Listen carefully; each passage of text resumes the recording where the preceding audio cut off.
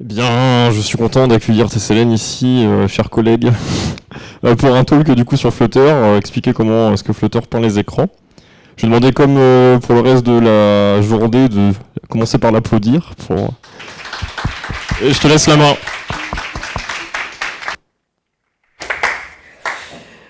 Ok, donc bonjour à toutes et à tous. Donc déjà pour commencer, rassurez-vous, moi je suis plutôt l'image de gauche, donc en plein stress total, et vous êtes sûrement en train de digérer dans une chaleur abominable, mais ça va bien se passer. Alors aujourd'hui, je vais vous parler de comment Flutter fait pour peindre nos écrans. Et d'abord, je vais commencer par me présenter. Donc moi, c'est Tessalen Jean-Louis, Tech Lead Flutter à Ypon. Donc j'ai choisi une petite phrase qui me décrit assez bien, je trouve. Entre les acras et les galettes bretonnes, mon cœur balance. Mais quand il s'agit du code, Flutter fait chavirer mon code. Du dev, Flutter fait chavirer mon code. Merci ChatGPT pour cette phrase. Et du coup, je viens de la Martinique, d'où le petit drapeau martiniquais, indépendantiste. Et le petit nom de la Martinique, c'est Malinina. Donc je viens de Malinina. Au moins, vous aurez appris une chose aujourd'hui et objectif atteint. Concernant Ypon, qui est le SN grâce à qui je suis là aujourd'hui, alors j'ai choisi 3 axes pour représenter Ypon. D'abord, on est 25 mobileux répartis entre Nantes, Paris, Lille et Tours. Et si je devais mettre un petit rôti pour mon expérience à Ypon depuis ces 2 ans, ce serait la note de 5. Pourquoi ? Parce que Ypon, c'est une ambiance géniale, c'est une écoute quand on a des problèmes, etc. Et d'ailleurs, on a des communautés tech que l'on appelle des practices, donc la practice mobile, la practice data ou la practice SE pour software engineer, par exemple. Et Ypon, c'est surtout de l'expertise, donc à tout niveau, à la fois côté mobile, mais dans d'autres domaines, basé sur un système de mentorat, donc qui nous permet de partager nos connaissances et d'approfondir ces derniers. Alors, d'abord, je vous invite à scanner le petit QR code ici, parce que j'aime bien quand c'est un petit peu interactif, histoire qu'on souffre ensemble. Et du coup, pour savoir un peu que vous évoque ce sujet au travers de mots-clés. Donc, normalement, vous serez redirigé vers une page Mentimeter.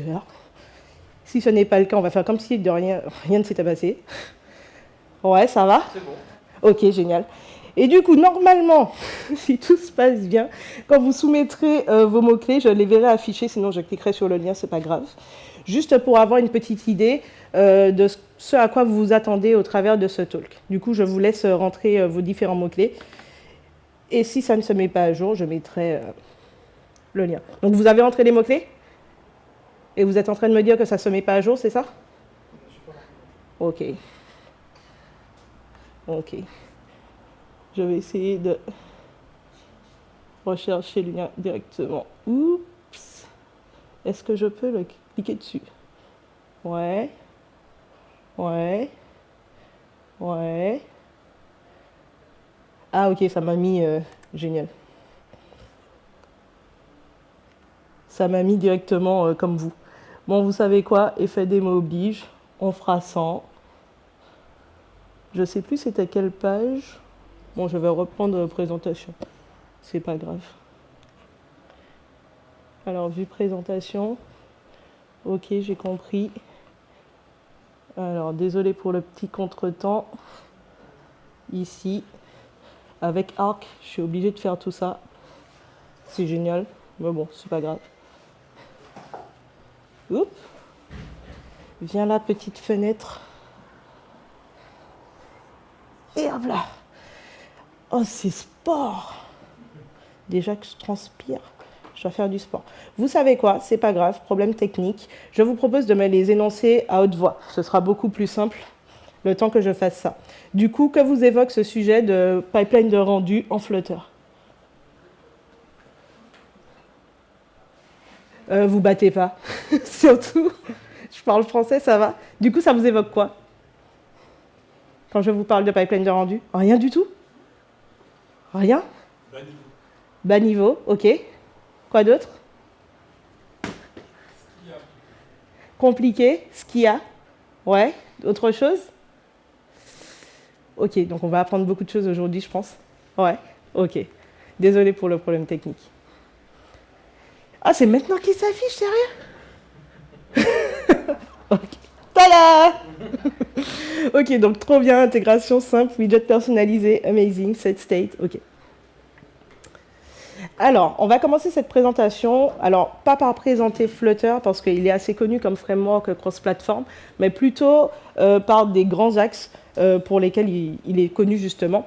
Donc d'abord, Flutter, c'est surtout un moteur de rendu propre, donc il intègre son propre moteur de rendu en fonction de la version de Flutter que l'on va utiliser.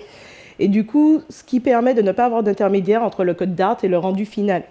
Donc ainsi, on n'a aucune dépendance avec les bibliothèques graphiques natives, comme on peut l'avoir dans les autres frameworks cross-platform que l'on ne citera pas ici. Mais j'ai mis le logo. Et du coup, grâce à Flutter, on a accès et on peut gérer chaque pixel. Et du coup, on peut avoir des éléments graphiques hyper customisés, en plus de pouvoir empiler ces fameux widgets dont on parle tant.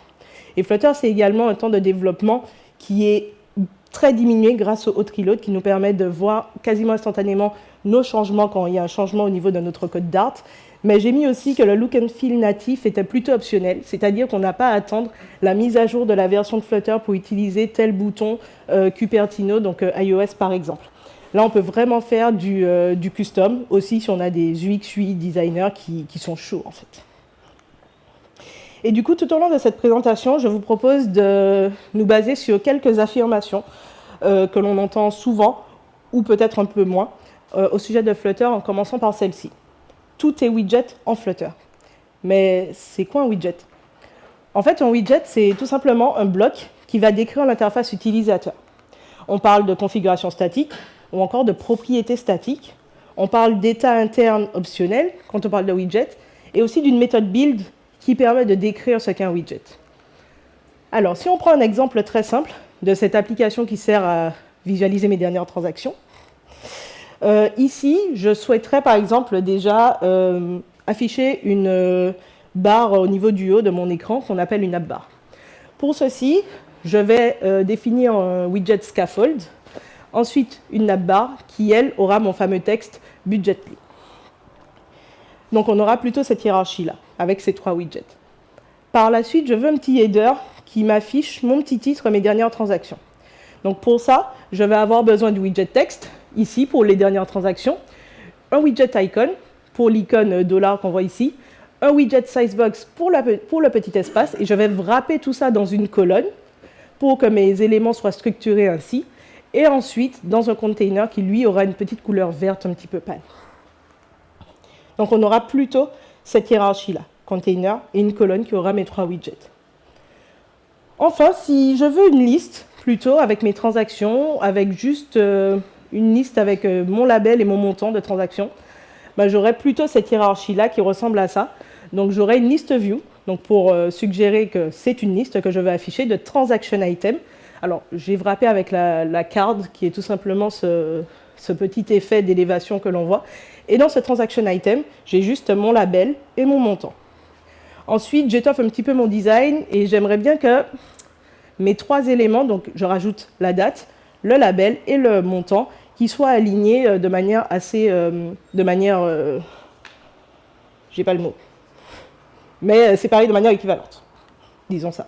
Et du coup, j'aurai mes trois textes dans mon transaction item wrappés dans une row pour qu'ils soient justement agencés horizontalement. Donc on aura plutôt cette hiérarchie-là.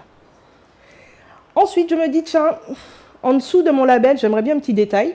Donc je n'ai qu'à wrapper mon widget texte avec un widget column qui me permet d'en ajouter un deuxième, qui est ainsi mon petit détail.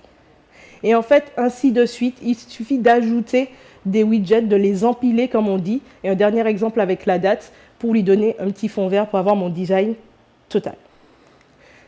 Et on a cette hiérarchie-là, donc un container qui est une boîte, si on veut, à laquelle je donne une couleur avec une bordure et une bordure verte. Ainsi, il faut imaginer qu'on a pléthore de widgets comme ça dès qu'on a quelque chose à faire et qu'on peut les catégoriser ainsi. Donc on a plutôt des widgets de structure, les grilles, les colonnes, les rows. On a des widgets plutôt de style, donc par exemple la fameuse boîte, le container.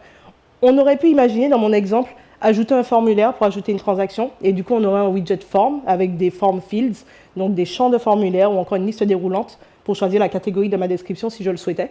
J'aurais même pu ajouter un petit peu d'interactivité ici avec le widget dismissible qui m'aurait permis de facilement implémenter le fameux swipe si je voulais supprimer un élément de ma liste par exemple. Donc il faut les imaginer comme des petits Lego. Mes widgets, ce sont des petits Lego avec une responsabilité propre. Chaque Lego n'a qu'une responsabilité. Et le fait de pouvoir les empiler ainsi s'appelle la composition agressive, afin d'avoir des designs beaucoup plus élaborés. Si on reprend un exemple beaucoup plus simple, donc j'ai un simple texte Hello World, dans une boîte, le fameux container, qui aura une couleur jaune et un padding, donc un petit espacement intérieur qui me permet de ne pas avoir mon texte collé au bord de ma boîte. J'aurai ainsi cette hiérarchie, donc my widget, le container et le texte. Sauf que ici, comme les autres exemples que j'ai montrés, c'est curieux parce que je viens de dire qu'un seul widget, c'était une seule responsabilité. Donc pourquoi ma boîte, mon container ici, s'occupe à la fois de la couleur et du padding? En réalité, quand on regarde la hiérarchie complète, le container est en réalité composé d'une colored box, qui est un autre widget qui s'occupe uniquement de la couleur, et ensuite d'un widget padding qui ne s'occupe que du padding et donc de l'espacement intérieur. Et donc là, j'ai une hiérarchie plutôt complète. Et cette fameuse hiérarchie dont je parle depuis tout à l'heure s'appelle le widget tree, donc l'arbre de widgets. Deuxième affirmation à savoir sur Flutter, c'est que Flutter est déclaratif. Contrairement à certains langages qu'on a connus auparavant, donc le fameux impératif.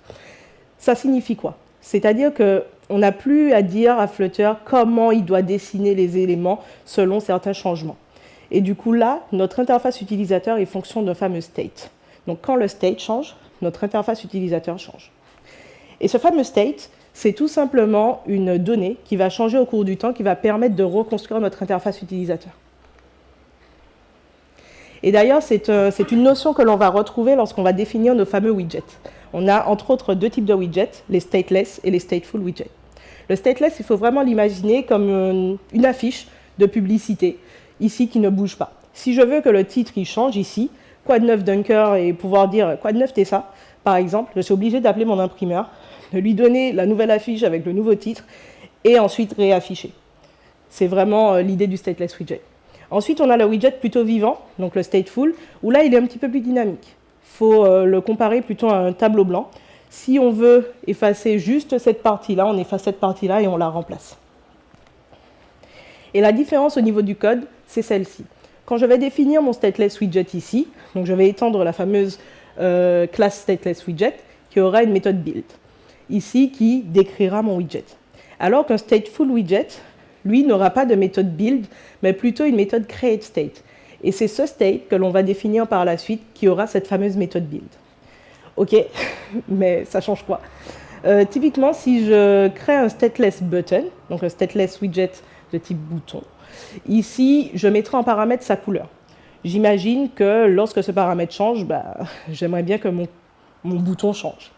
Donc là, vu qu'il est en paramètre, il dépend du parent qui l'aura et qui devra lui donner un nouveau paramètre de la même manière que j'appelle mon imprimeur avec de nouveaux paramètres, un nouveau titre par exemple. Alors que le stateful widget, lui, le changement peut venir de l'intérieur.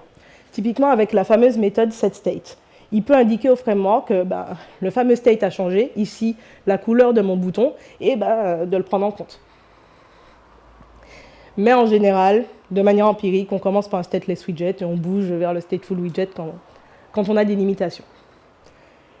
Une autre affirmation, c'est que les widgets ne changent pas et n'ont pas de cycle de vie. Ce sont des objets morts. Ok, je viens de dire qu'il y avait des widgets dynamiques, des widgets figés, etc. Et là, elle dit que ça ne change pas. Donc en gros, comment Flutter fait pour gérer des objets qui ne changent pas, mais un rendu, lui, qui est dynamique, qui réagit avec l'utilisateur avec lequel on peut interagir? Under the hood, there is a forest. En fait, sous le capot, il y a toute une machinerie interne dont nous, on n'a pas trop à se préoccuper, qui va gérer toute cette mutabilité. Donc typiquement, le widget tree que je vous ai présenté à l'instant, c'est là où c'est notre terrain de jeu, à nous les devs. Mais en dessous, on a l'element tree et le render tree qui s'occupent de beaucoup d'autres choses, et notamment de faire en sorte que notre rendu, il se mette à jour. Mais n'allons pas trop vite en besogne et intéressons-nous à l'element tree. Alors, je ne vous la fais pas à vous, un element tree est composé d'éléments. Deuxième chose à savoir, donc, sur l'element tree, donc sur les éléments, c'est que l'element tree, c'est le gardien des états qui donne vie au widget. Première chose, il est créé par un widget, ce fameux élément. Et comment je le sais? J'ai été regarder dans le code. Tout simplement, quand on regarde nos classes abstraites stateful et stateless widget, on voit qu'elles ont une fameuse méthode createElement. Et à quel moment elle est appelée? Lors de l'insertion d'un widget dans l'arbre de widget, qui va ainsi créer l'élément. Et l'élément, en retour, il va garder une référence à ce fameux widget. Si on schématise un petit peu, ça se passe comme ça. Donc j'ai myWidget qui est inséré dans mon arbre de widget pour la première fois, qui va créer l'élément, qui lui, étant donné que myWidget est un stateful widget, va garder en référence le state, qui contient la fameuse méthode build. Et c'est cet élément qui va appeler la méthode createState qu'on voit dans le stateful widget. Ensuite, la méthode initState qu'on utilise en général pour configurer certaines ressources et initialiser certaines choses. Et enfin, la méthode build qui nous permet de décrire notre widget. Et ainsi de suite, je ne vous la fais pas à chaque fois. Deuxième chose, ou troisième chose, je ne sais même plus, je ne compte plus. L'élément va gérer la représentation dynamique d'un widget. Alors, ça veut dire quoi? Comme je le disais, un widget est immuable, mais son rendu ne l'est pas. Et en fait, pour qu'un widget puisse être reconstruit avec le nouveau state, notamment, comme on l'a vu avec le stateless button, par exemple, avec une couleur de bouton qui peut changer en fonction du paramètre, il faut que cette fameuse méthode build soit réappelée à un moment ou à un autre, typiquement. Donc on l'a vu, la première fois, quand le widget est inséré et qu'il crée l'élément va créer toutes ces méthodes, dont la méthode build. Donc à l'initialisation, la méthode build est appelée. Elle est également appelée suite à un setState, donc on l'a vu, et framework, il y a quelque chose qui a changé. Et donc ça va induire le rappel de la méthode build. Et enfin, si je suis un stateful widget et que mon parent s'est reconstruit, donc ça induit la reconstruction, le rebuild de nos widgets enfants, la méthode didUpdateWidget sera appelée parce qu'il y a un changement externe induit et donc la méthode build sera appelée par la suite. Et concernant les stateless widgets, eux, ils sont un petit peu plus dépendants. Typiquement, ils dépendent d'un parent qui doit être un stateful widget pour que leur méthode build soit appelée et ils ne seront construits rebuildés par le framework que si leurs données d'entrée ont changé. Et c'est bien beau, et il a quoi à voir dans tout ça, l'élément? En fait, l'élément, si on revient à la première insertion du widget, il est créé par le widget, ok. Mais si ce n'est pas la première insertion du widget, et s'il y a un rebuild du widget, là, il va faire un comparatif entre l'ancien widget et le nouveau, via une méthode canUpdate pour savoir s'il peut, lui, se mettre à jour. Parce que je le rappelle, le widget est immuable, mais l'élément, lui, il l'est. Et du coup, si les deux widgets sont du même type, si j'ai deux boutons, on passe d'un bouton vert à un bouton jaune, par exemple, ils sont du même type, apparemment la clé est la même, la clé étant l'identifiant d'un widget unique, alors il pourra se mettre à jour. Dans le cas contraire, si on ne respecte pas ces deux règles-là, il sera reconstruit. Donc si on schématise tout ça, pareil, là, dans ce cas-là, je passe d'une boîte, disons une boîte jaune, mon fameux container, à un bouton suite à un setState. Ce qui se passe, c'est que la méthode canUpdate va être appelée, donc l'élément va comparer l'ancien widget et le nouveau widget, et il va voir que les types sont différents. On passe d'une boîte à un bouton. Et là, il va se dire, je ne peux pas me mettre à jour, donc il sera obligé d'être reconstruit. Alors, en réalité, il n'est pas reconstruit de suite. Ce qui se passe, d'où la petite icône de cochon ici, c'est que l'élément est marqué comme dirty, comme sale. En gros, ce sera un petit flag qui permettra, lors de la prochaine frame, on en parlera plus tard, de traiter tous les éléments marqués comme dirty par la suite. Ce n'est pas un raisonnement synchrone. Dès que je clique sur setState, en gros, dès que j'appelle setState, l'élément n'est pas reconstruit, etc. C'est vraiment à la prochaine frame. Petite subtilité. Ok, wait a minute. Alors, on a vu pas mal de choses, déjà entre widget et éléments, etc. Mais il y a quelques petites choses que je dois préciser. Alors, je vous ai parlé de widget tree, d'accord, sauf que certains ne veulent pas en entendre parler. Parce que widget tree, la manière dont je vous l'ai présenté, suggère qu'il y ait un lien entre les widgets, ce qui n'est pas le cas. Parce que les widgets ne conservent aucun lien. Encore une fois, ce sont des objets morts, ils n'ont pas de cycle de vie, ils ne servent à rien, sauf à quoi ils ressemblent. C'est l'element tree, lui, qui va garder les liens entre les widgets, du coup, qu'il référence.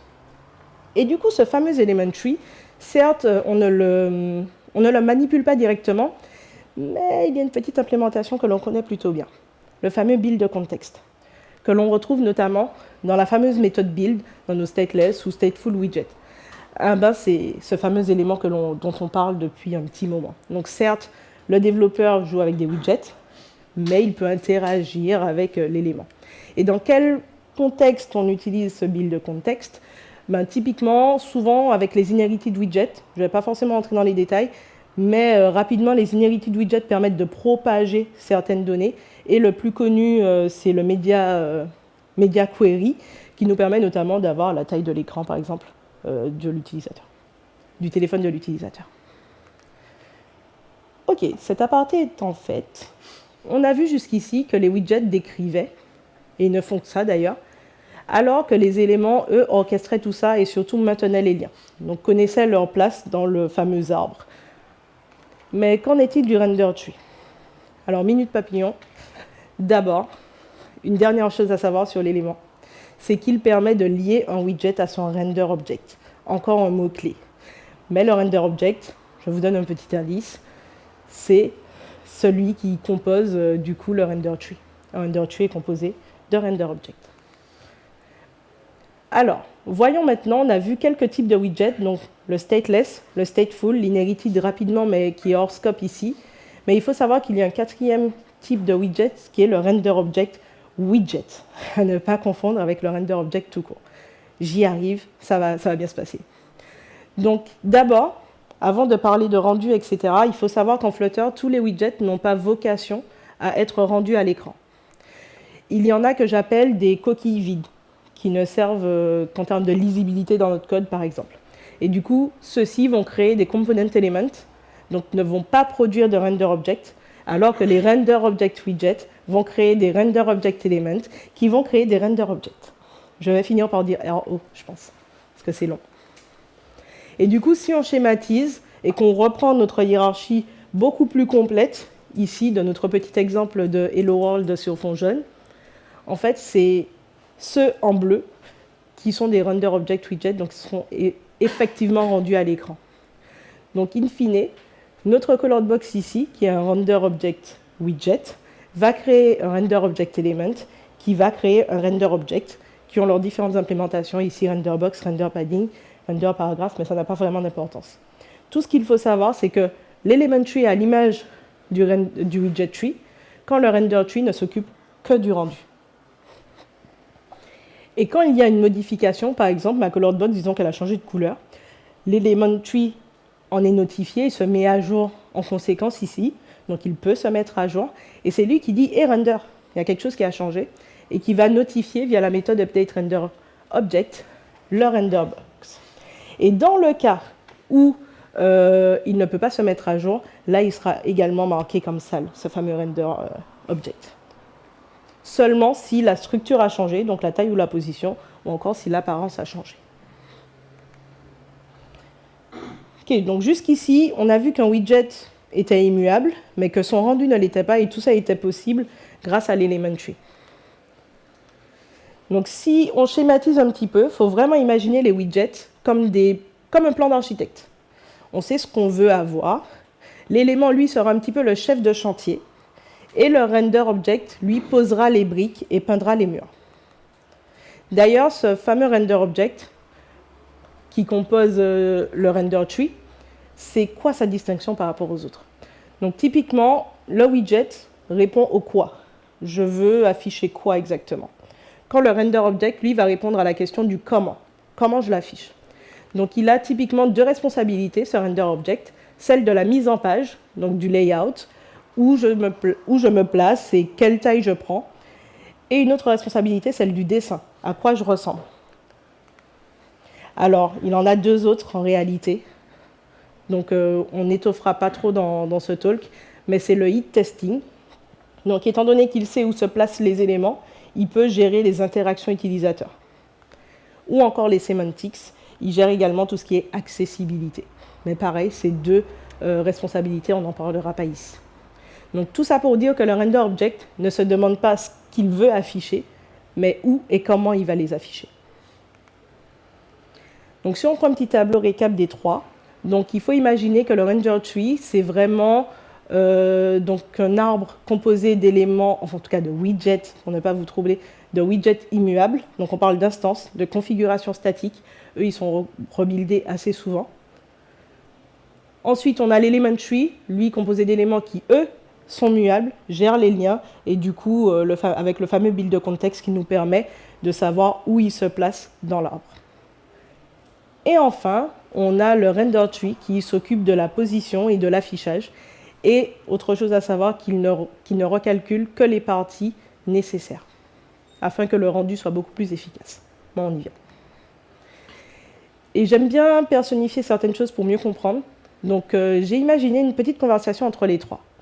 Donc, il faudrait se dire que le widget pourrait dire « Je sais comment décrire de jolies interfaces avec mes Lego ». Le render object rétorquerait « Arrête, tu ne saurais même pas les positionner sur une carte. Moi, je sais les dessiner et les positionner. » Et l'élément rétorquerait « Les gars, calmez-vous. Sans moi, rien ne changerait jamais. » Pour moi, ça résume assez bien la situation. Ok, c'est bien beau tout ça. Mais ils sont où les pixels dans tout ça?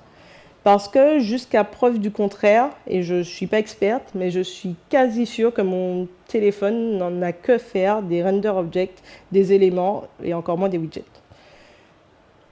Mais n'allons pas trop vite. Alors, pour commencer à parler des pixels et comment tout ça s'articule, il faudrait d'abord définir ce qu'est une pipeline de rendu, qui pour moi s'apparente plus à une danse qui est très bien orchestrée. Une danse assez compliquée à mon sens, mais bien orchestrée. Et du coup, c'est quoi la pipeline de rendu? C'est tout simplement un modèle qui consiste en étapes séquentielles pour rendre des objets afin de produire une frame. Si vous avez des questions. Alors, quand on va parler de pipeline de rendu, souvent on va voir cette image dans la doc de Flutter. Donc, on ne s'intéressera pas à cette partie-là pour faciliter un peu les choses. Mais déjà, ce qui est bien, c'est qu'on a un AD à vue 3. Donc, widget tree, element tree et render object tree, ou render tree. Et du coup, il faut vraiment imaginer que tout ça se passe pour produire une frame, comme la définition nous le disait à l'instant. Alors, on a plusieurs phases. Au niveau de l'UI thread ici, donc c'est une pipeline multi-threadée. Donc l'UI thread d'un côté et le GPU thread / raster thread ici. Et du coup, ces phases-là, on va les détailler une à une. Sauf la phase animate, on pourra poser des questions par la suite, mais on va l'ignorer ici. Donc au niveau de la phase build, c'est la phase qui permet de décrire l'interface utilisateur. En entrée, elle va prendre le fameux widget tree, qui nous sortira à l'issue de cette phase le fameux render tree. Ensuite, on passe aux phases de layout et de paint, qui sont les deux responsabilités principales du render object, qui permettent de mesurer et de dessiner. Et enfin, la phase de submit. Mais intéressons-nous à la phase de layout, donc, que l'on peut retrouver dans la méthode perform layout des render objects. Alors ici, pour ceux qui ont déjà fait un peu de Flutter, je pense que vous l'avez déjà vu passer cette fameuse règle, la règle constraints go down, sizes go up et parents set position. Bah, typiquement, elle s'applique au niveau de cette phase-là. Alors, je ne vais pas remuer les traumas par lesquels on est tous passés, qu'on a commencé à faire du design en Flutter, en commençant à se poser des questions, en se disant « Tiens, j'ai mis un widget là, tiens, il ne s'affiche pas ». Et du coup, c'est typiquement à cause de cette règle que certains éléments ne s'affichent pas alors qu'on s'attendrait à ce qu'ils le soient. Donc, rapidement, un parent passe des contraintes à son enfant, l'enfant lui donne la taille qu'il aimerait prendre, et enfin, le parent le positionne. Donc, il faut vraiment l'imaginer comme pas mal de calculs qui sont effectués au niveau du render tree et qui sont très coûteux pour le framework. C'est pour ça qu'on ne va pas reconstruire systématiquement les render objects parce qu'il faudrait qu'ils se retapent tous ces calculs-là systématiquement. Ensuite, la phase de paint. Cette phase, il faut l'imaginer comme une recette de cuisine, donc qui va stocker certaines instructions dans une structure que l'on va appeler display list. Donc cette display list, elle ne fait que décrire ce qui sera réellement rendu à l'écran. Et anciennement, elle était appelée picture, si ça parle à certains d'entre vous. Donc il faut vraiment l'imaginer comme un ensemble d'instructions, de dessins vectoriels, qui ressemblent à ça. Donc canvas draw line, canvas draw circle, canvas draw text, ou encore canvas draw rect. Donc imaginez le canvas comme un petit tableau, ou bien un petit quadrillage ici, où on dirait grâce à ces instructions, tiens, tu commences ici, ensuite tu vas à cette position-là, puis ici, et enfin tu finis là, et après tu remplis avec du bleu. Il faut vraiment imaginer nos interfaces étant décrites comme une suite d'instructions de ce style. Autre chose au niveau des render objects, c'est le concept de dirty rectangles. Alors ce n'est pas propre à Flutter, mais c'est tout simplement, on va quadriller la zone.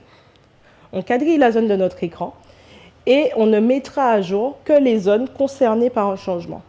Typiquement, si ici, en cliquant, mon fond jaune se transforme en fond vert, par exemple, parce que je l'ai décidé, alors ce sera uniquement ces deux carrés qui seront concernés. Et la fameuse méthode paint ne sera appelée que si nos instructions concernent ces deux carrés-là.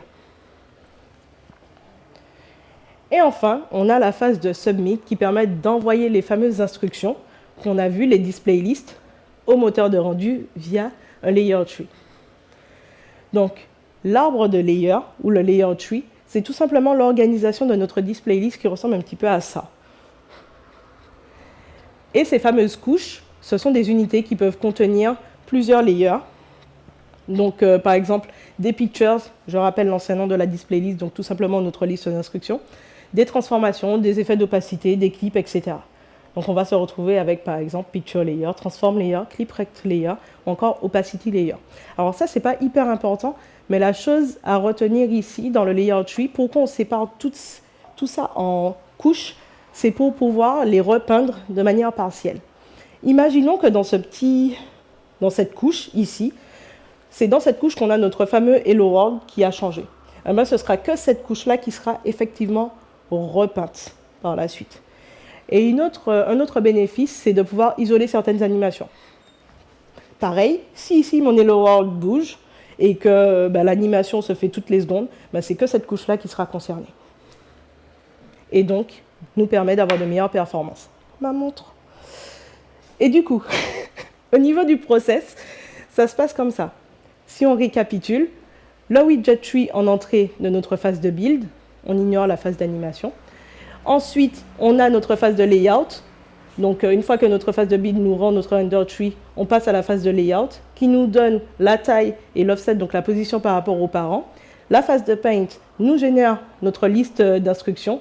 Et enfin, la phase de submit les sépare en couches et les envoie plus bas. Vraiment plus bas. La fameuse couche basse qui, moi aussi, me fait peur un peu. Mais on va y aller.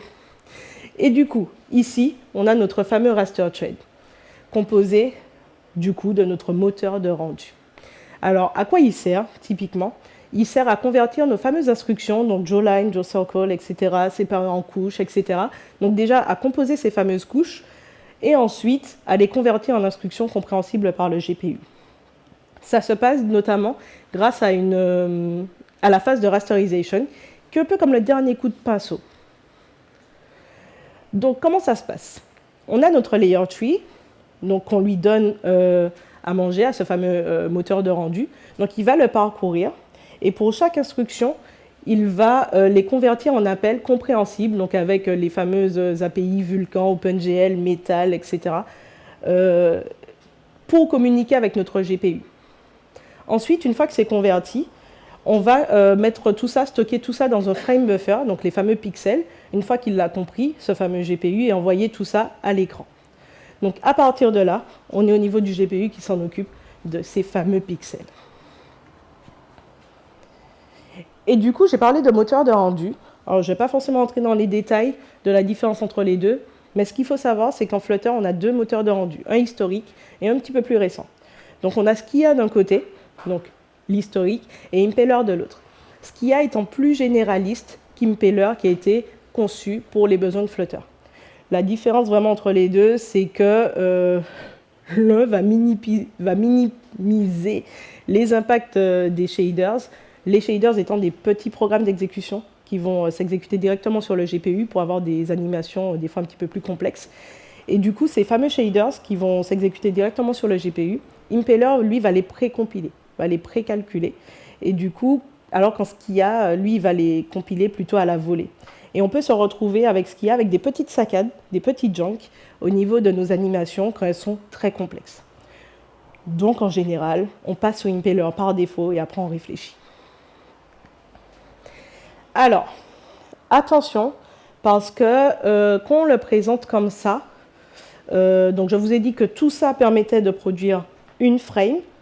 Donc quand on a des téléphones avec des capacités de 60 frames par seconde, on a envie de se dire que tout ça s'exécute 60 fois par seconde.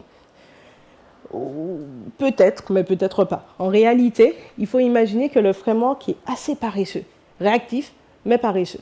Ce qui se passe, c'est que Flutter va produire la première frame à l'initialisation, mais tant qu'il n'y a personne qui lui dit de bouger, il ne retourne pas là-dedans.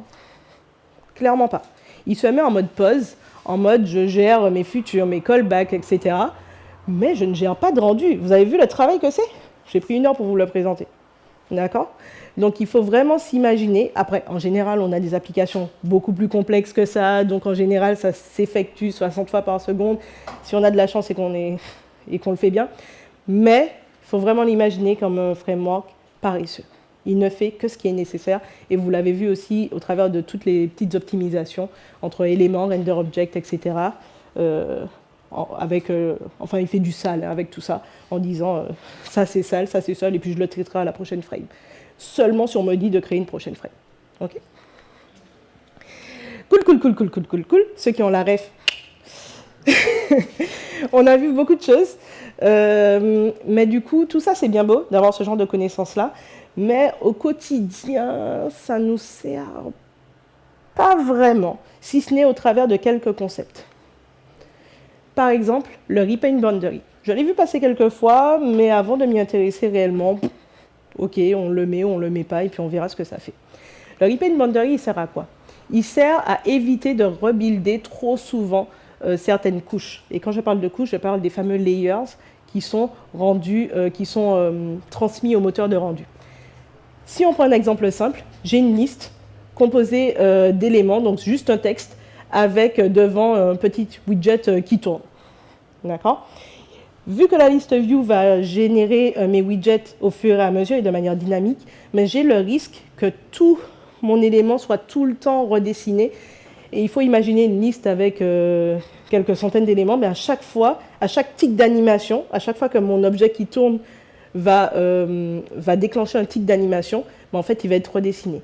Et ça, il va redessiner l'ensemble, en tout cas, de mon composant. Et ça, je ne le veux pas. Donc, pour ça, j'avais décidé de le wrapper avec un repaint boundary pour lui dire, tu vois, ça, ce petit élément, cette petite animation, tu vas me l'isoler dans une couche, comme on l'a vu précédemment. Et du coup, le fait de l'isoler dans une couche, quand lui, il va changer, ben, c'est lui seulement qu'on va repeindre à plus bas niveau. Vous savez, le niveau qu'on ne veut pas trop... Donc, on lui facilite un petit peu la vie. Et du coup, les meilleurs cas pour l'utiliser, c'est plutôt dans les widgets dynamiques. On va les wrapper ou encore les widgets animés ou beaucoup plus complexes pour améliorer les performances de nos applications. Et on évite d'en faire trop. Pourquoi? Parce que le repaint boundary donc, sert à isoler ces couches. Et ces fameuses couches, ben, quand elles ne sont pas concernées par un changement, elles sont mises en cache et donc réutilisées. Donc si on s'amuse à faire couche sur couche sur couche sur couche, mais en fait, c'est contre-productif. Et on peut avoir une consommation mémoire qui est beaucoup trop élevée. Et comme on sait que c'est une bonne idée de l'utiliser, ce fameux widget repaint boundary, ben en fait, j'ai découvert qu'il y avait une petite métrique au niveau de l'IDE qui nous dit « ouais, c'est utile là » ou « non, c'est pas utile ». Là, a priori, à 99,9%, normalement, on n'a pas fait de bêtises. Mais c'est intéressant. Ensuite, autre chose, on peut s'aider de l'inspecteur et le DevTools. Grâce à nos nouvelles connaissances, on sait que déjà ça, c'est un widget tree, c'est pas mal. Et comment, du coup, les widgets sont positionnés les uns par rapport aux autres, même si on sait qu'il n'y a pas de lien réel. Et on aura pas mal d'informations via notre IDE, notamment les différents paramètres que l'on y a mis. Par exemple, si mon texte a un text line, a une locale, etc., etc. Donc ça, c'est pas mal pour avoir une big picture de ce à quoi ressemble notre application. Et en plus, ça a été simplifié. Et après, on a le DevTools, où là, tout ce qu'on a vu peut être vraiment utile. Typiquement, avant, je n'ouvrais pas ça, parce que moi, je voyais des barres, du texte, et c'était à peu près tout ce que je comprenais à l'époque. Et du coup, il faut imaginer qu'ici, ce sont toutes les frames, donc les fameuses frames, rendues par ici Skia. Et du coup, les deux barres représentent d'un côté le UI thread et de l'autre le raster thread. Donc ici, dès que ça dépasse les 17 millisecondes, typiquement on est sur une fréquence de référence de 60 frames par seconde, ce qui veut dire qu'en moyenne, chaque frame doit prendre maximum, grosso modo, 17 millisecondes pour se rendre, pour ne pas que j'ai des petits lags, en fait. Donc si on dépasse, ça veut dire que j'en ai des lags. On ne dira pas que c'est un projet client. Et du coup, ici, ce qu'il me dit, c'est qu'il y a des jumps qui ont été détectés au niveau de l'UI thread, puisque j'ai la première barre en rouge, et la deuxième également raster thread. Et si je vois un peu dans le détail, je vois que c'est la fameuse phase de build, donc la phase qui prend en entrée nos widgets et qui nous ressort des render objects, qui prend 19 millisecondes. Je rappelle que tout ça doit faire maximum 17 millisecondes. Donc rien qu'à la première phase, je suis déjà une mauvaise élève. Et ensuite, au niveau du raster thread, on est à 19 millisecondes, pareil. Alors ce que ça m'indique ici, c'est où je vais mettre l'effort pour améliorer les performances de mon app. Là, je sais que ça concerne les widgets. Là, je me gratte la tête, parce que c'est à beaucoup plus bas niveau, mais en général, c'est toujours de notre faute, grosso modo. Alors là, c'est un autre exemple, pareil, il y a beaucoup plus de barres rouges, où là, on a une méthode build beaucoup plus rapide, mais là, c'est le paint qui s'y mêle. Mais le raster thread, toujours avec des shader compilation, ça ne me parle pas plus qu'à vous, mais ça prend 31 millisecondes, je pense que je vais peut-être m'y intéresser un jour. Et du coup, en général, Flutter, en tout cas l'IDE, nous donne des petits liens pour nous donner des petits tips pour améliorer les performances. Quand il s'agit du raster thread, et notamment des shader compilation, là, en général, il nous dit passe sur Impeller, juste pour voir si ça améliore les choses. Si ça améliore pas les choses, là, tu commences à te gratter la tête. Là, étant donné que je suis sur Skia et que ça fait 2 fois que je vous montre des captures où au niveau du raster thread, ça pose problème, il faudrait peut-être passer à Impeller et après, on se repose la question. OK. On a vu au niveau performance un peu, mais il y a aussi au niveau design. Comme je le disais, grâce à Flutter, on peut faire du pixel perfect et aller très finement. Grâce notamment au custom paint, mais aussi au custom render object. Où là, ce sera un petit peu plus clair pour nous avec les nouvelles connaissances. Donc imaginons que j'ai ces deux designs-là. Je veux faire, par exemple, ce petit background blanc avec les vagues, ou encore celui-ci, plutôt avec cette diagonale très stylée, pourquoi pas. Là, je vais me dire, soit je le fais en mode sale et je superpose un tas de widgets et puis ça ira. Mais je pense qu'en termes de perf, je ne serai pas top. Soit je le fais en mode custom. Commençons par le custom paint. À quoi ça ressemble? 4 étapes simples. Je crée un custom painter, donc une classe, donc un constructeur simple avec des paramètres. J'implémente ma fameuse méthode paint, donc souvenez-vous avec les fameuses instructions drawLine, drawCircle, drawText, etc. Je peux lui dire quand est-ce qu'il doit repeindre ce painter. Donc par exemple, si c'est au niveau du background, comme les exemples que je vous ai dit, est-ce que si le contenu change, le background doit changer? Pas forcément. Ou en tout cas être repeint? Pas forcément. Et là, on peut vite gagner un petit peu en performance. Et enfin, je wrap tout ça dans un custom paint en lui précisant la taille qu'il va prendre. Donc ça, c'est le plus simple. Et si on est curieux ou si on aime souffrir, on peut peut-être imaginer faire un custom render object, où là, on va créer un tout nouveau widget. Donc ici, on le crée ici. Ensuite, on crée le render object associé, donc via la méthode createRenderObject qu'on va définir ici, avec toute la logique du render object. Donc là, on a beaucoup plus de contrôle. On peut gérer ces mises à jour grâce à ses propriétés. Donc quand est-ce qu'on le marque en mode sale ou pas. Ensuite, on a le perform layout dont on a vu, les fameuses contraintes, la fameuse règle de design qui nous hérisse le poil. À nous de la gérer ici. On implémente la fameuse méthode paint, même principe, drawLine, drawCircle, les fameuses instructions. Et on peut même gérer les interactions, puisque c'est un peu le rôle du render object. Donc là, on a beaucoup plus de contrôle, mais c'est beaucoup plus complexe. Donc à vous de choisir, mais on peut aller très finement. Ensuite, on a également le mot-clé const pour nos widgets. Donc là, il indique tout simplement au framework que tel widget, t'inquiète, il ne va pas bouger. Si c'est un widget texte qui affiche bienvenue sur Budgetly, par exemple, qui est le nom de mon application, il ne va pas bouger, il ne va pas le rebuilder, et ça me permet, sur une grosse application, de gagner un petit peu en perf. On peut faire du widget caching, ça reste du caching de base, mais pour des widgets. C'est un développeur qui le proposait sur Twitter, à voir si c'est pertinent dans certains cas ou pas. On peut également faire de l'image caching, on ne le présente plus. Si notre application utilise de l'image caching, on va en général les garder en mémoire pour ne pas faire constamment des appels réseau en fonction de la pertinence de ces derniers.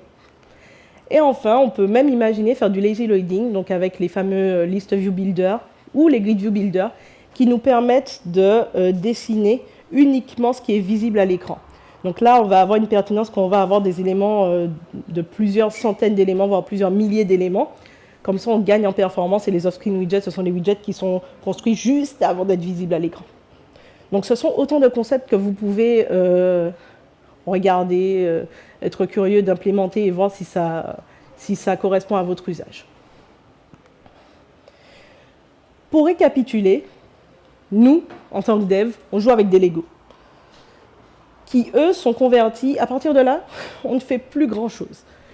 Eux sont convertis sous le capot en render object, qui s'occupe de pas mal de choses, de calculer des tailles, des positions, comment est dessiné quoi, etc. Ensuite, on va tous séparer tout ça en couches pour optimiser et tout. Et on va les donner à manger à notre moteur de rendu, soit Skia, soit Impeller. Et enfin, ce moteur de rendu va convertir ces fameuses instructions en appels compréhensibles par le GPU, qui lui va se charger d'afficher tous ces pixels à l'écran. Donc c'est une machinerie qui peut paraître assez complexe. On l'a vu en surface, on peut vraiment y aller en profondeur, mais l'idée de tout ça, c'est d'avoir une compréhension globale pour pouvoir améliorer à la fois les performances de nos applications, mais aussi leur design, puisque vous avez vu qu'on peut faire vraiment du pixel perfect avec Flutter. Et du coup, merci pour votre écoute. Si vous avez des questions, je suis tout oui. Et je vous mets juste les sources.